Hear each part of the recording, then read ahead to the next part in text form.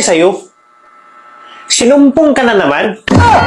Ikaw wag mong dagdagan ang problema ko, ha?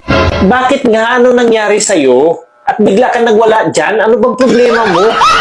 Yung mga kapitbahay mo dyan na walang magawa sa buhay at ako na lang lagang binabantayan? At bakit ba anong ginawa nila sa'yo? At pinalaki nilang mata mo? Mukha daw kung sabungira. Tama ba naman yun? Relax! Ano ka ba? Hindi naman talaga maganda yung ginawa nila. Pero kung ako sa'yo, magpapaganda ka. Mag-ayos ka sa sarili mo.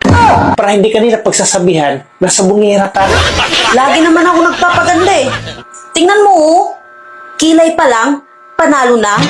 Oo nga naman, ang ganda-ganda mo na nga eh. Sa kilay mo pa lang, sulit na. Pero bakit sinasabi nila sa'yo na sabungera ka? Ang haba na kasi ng uso mo. Parang tuka ng manok.